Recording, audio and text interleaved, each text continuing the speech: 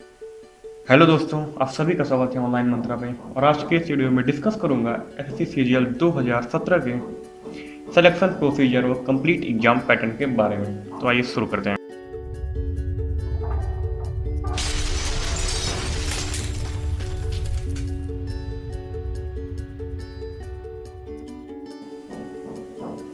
अगर सीजीएल की बात करें तो ये कंबाइंड ग्रेजुएशन लेवल का एग्जाम होता है। जनरली इसमें ग्रुप बी व ग्रुप सी की वैकेंसियाँ होती हैं। अगर इस बार 2017 की बात की जाए एसएससी कैलेंडर के अकॉर्डिंग, तो हमारा एप्लीकेशन बिगिन होगा 11 मार्च 2017 को। लास्ट डेट हमारी होगी 15 अप्रैल 2017 को। और अगर एग्ज़ाम डेट प्री की बात करें तो हमारा 19 जून 2017 से लेके 20 जुलाई 2017 के बीच में होंगे सीजीएल के एग्ज़ाम। अब आइए देखते हैं एलिजिबिलिटी। दोस्तों अगर एलिजिबिलिटी की बात करें तो जैसे ही सीजीएल करते हैं तो एक कंबाइंड ग्रेजुएशन लेवल का एग्जाम है, तो आपको आपका ग्रेजुएशन कंप्लीट हो जाए कैनी भी रिकॉग्नाइज्ड यूनिवर्सिटी से ऑफ इंडिया। कंपलसरी है ग्रेजुएशन, लेकिन वो एस्पिरेंट्स भी इसमें अप्लाई कर सकते हैं जो अपीयरिंग हैं, बट सिलेक्शन प्रोसीजर के समय उनके पास उनकी डिग्री होनी चाहिए। तो आइए अब आगे चलते हैं। दोस्तों बात की जाए एज लिमिट की, तो इस बार एसएससी ने एज लिमिट में कुछ चेंजेस किए हैं जो काफ़ी इंपॉर्टेंट हैं। तो अगर आइए देखते हैं, जनरल की बात की जाए तो जनरल की एज लिमिट जो है 18 से 30 साल है।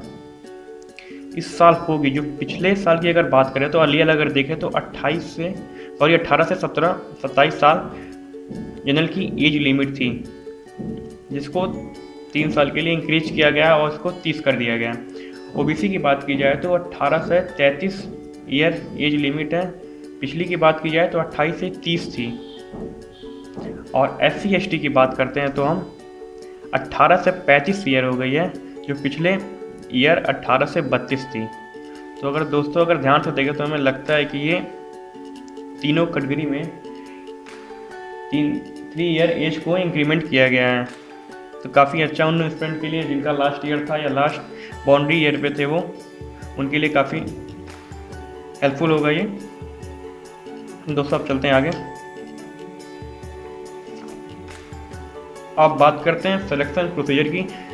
एसएससी कैसे सेलेक्ट कराती है, कैसे एग्जाम कराती है सीजीएल के अकॉर्डिंग, तो आइए देखते हैं। सबसे पहले बात करते हैं टीयर 1 की। सबसे मेन एग्जाम जो है, पहला एग्जाम जो होता है आपका फर्स्ट टीयर 1 होता है। तो टीयर 1 की अगर बात की जाए तो टीयर 1 में मेनली 4 सब्जेक्ट को कंसीडर किया जाता है। उनमें से आपके होते हैं, पहले जनरल इंटेलिजेंस या रीजनिंग होती है, दूसरी आपकी होती है क्वांटिटी एप्टीट्यूड, तीसरी आपकी होती है जनरल वेरिएंस और चौथी होती है इंग्लिश कंप्रीहेंशन। अगर सब्जेक्ट वाइज देखें तो जनरल इंटेलिजेंस या रीजनिंग से 25 क्वेश्चन आते हैं 50 मार्क्स के, यानी 1 क्वेश्चन 2 मार्क्स के।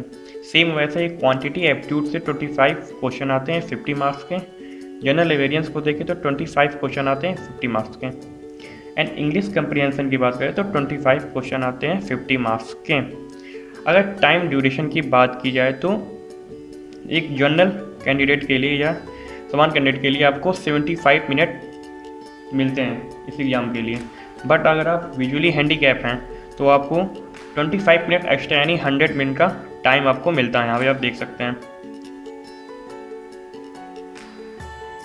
टोटल क्वेश्चन की बात की जाए तो 100 क्वेश्चन होते हैं एंड 200 मार्क्स के होते हैं। अगर आप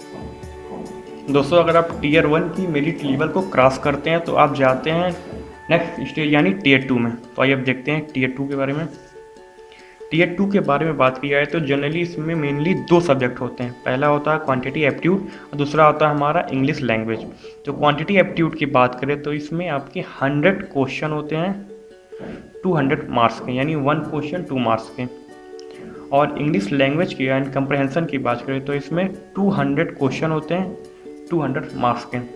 बेसिकली सीजीएल के हर स्टूडेंट्स जो होते हैं उनके लिए ये एग्ज़ाम दोनों जो होते हैं वो कंपलसरी होते हैं। टीयर 2 की ये जो 2 पेपर होते हैं उनके लिए हर स्टूडेंट के लिए कंपलसरी होते हैं। तो टोटल अगर देखें तो इन्हीं 2 क्वेश्चन के लिए, इन्हीं 2 सब्जेक्ट से 300 क्वेश्चन आते हैं और 400 मार्क्स के। लेकिन दोस्तों अगर आपने फॉर्म फिलअप करते समय असिस्टेंट ऑडिटर या कंपाइलर के मार्क पे टिक किया है तो आपके टीयर 2 में 2 पेपर और होते हैं। उनके नाम है स्टैटिक्स और एक का नाम है फाइनेंस एंड इकोनॉमिक्स। इनसे 200 क्वेश्चन आते हैं और ये 200 मार्क्स के होते हैं। बट ये उन्हीं के लिए कंपलसरी होता है या उन्हीं के लिए ऑप्शन ही कंडीशन ही होता है जो अपने फॉर्म फिलअप करते समय टिक किए रहते हैं। नहीं तो ऑल एस्पिरेंट्स जो होते हैं उनके लिए टीयर 2 में मेनली 2 सब्जेक्ट आते हैं, क्वांटिटी एप्टीट्यूड और इंग्लिश लैंग्वेज एंड कंप्रीहेंशन से ही क्वेश्चन आते हैं। ये उनके लिए ऑप्शनल होता है जो उन्हें पहले फॉर्म में टिक किया हुआ है। तो ये आपको यहाँ से ध्यान रखना है। फॉर्म फिलअप करते समय अगर आपको फॉर्म में टिक करेंगे तो टीयर 2 में आपको 4 पेपर या 4 सब्जेक्ट देने पड़ेंगे। लेकिन अगर टिक नहीं किया तो आपको बेसिकली यही 2 सब्जेक्ट यहाँ पे कंसिडर मैंने किया है, quantity aptitude English language and comprehension के एग्जाम ही देने होंगे। तो आइए अब चलते हैं आगे। दोस्तों टीयर 2 क्वालिफाई करने के बाद आपका टीयर 3 में एक डिस्क्रिप्टिव पेपर होता है। इसमें मोड ऑफ की बात की जाए तो जनरली ये पेन या पेपर मोड यानी ऑफलाइन मोड में होता है। बाकी जो 2 पेपर होते हैं टीयर 1 और टीयर 2 के वे ऑनलाइन मोड के होते हैं। इसकी अगर टाइप बात की तो इसमें डिस्क्रिप्टिव पेपर में हिंदी व इंग्लिश आपको 2 सब्जेक्ट चूज करने रहते हैं। कोई लैंग्वेज आप चूज करिए और उसमें आपको एस्से, लेटर, प्रेसी राइटिंग या एप्लीकेशन को राइट करना होता है उनके कंडीशन के अनुसार जो एग्जाम में पूछी होती है। अगर इसके मार्क्स की बात करें तो ये 100 मार्क्स के होते हैं। अगर टाइम की बात करें तो ये 60 मिनट यानी 1 आवर्स का आपको टाइम मिलता है। लेकिन विजुअली हैंडीकैप के लिए 20 मिनट एक्स्ट्रा यानी 80 मिनट का टाइम मिलता है। यहाँ से आप देख सकते हैं। जनरली आपको टीयर 3 के बाद डॉक्यूमेंट वेरिफिकेशन के बाद आपको सिलेक्शन हो जाता है। बट कुछ ऐसे पोस्ट होती है जिनके लिए आपको स्किल टेस्ट यानी टाइपिंग टेस्ट भी देना होता है, जिसे टीयर 4 हम कहते हैं। टीयर 4 में बेसिकली कंप्यूटर टाइपिंग टेस्ट होती है और इसमें मार्क्स नहीं बस ओनली आपको क्वालिफाई होना जरूरी होता है। टाइमिंग की बात की जाए तो टाइम आपको एसएससी के रूल के अकॉर्डिंग वहाँ पे मालूम चलता है एग्ज़ाम के समय। तो दोस्तों ये सिलेक्शन प्रोसीजर है एसएससी का। सीजीएल की बात करें तो टीयर 1, टीयर 2, टीयर 3 और टीयर 4 जैसे आपने जिस पोस्ट के लिए अप्लाई किया है वैसे आपका सिलेक्शन प्रोसीजर होगा। अब मेन पॉइंट इसमें आपको मेरिट डिपेंड करती है, आपकी मेरिट कैसी है, आप किस पोस्ट के लिए एप्लीकेबल होंगे। दोस्तों आज के इस वीडियो में इतना ही। अगर इस वीडियो में आपको कोई प्रॉब्लम हो तो वीडियो के कमेंट बॉक्स में लिखना ना भूलें और हमारे चैनल को लाइक और सब्सक्राइब करना ना भूलें। मैं ऐसे वीडियो आपके लिए लाता रहूँगा। Thank you.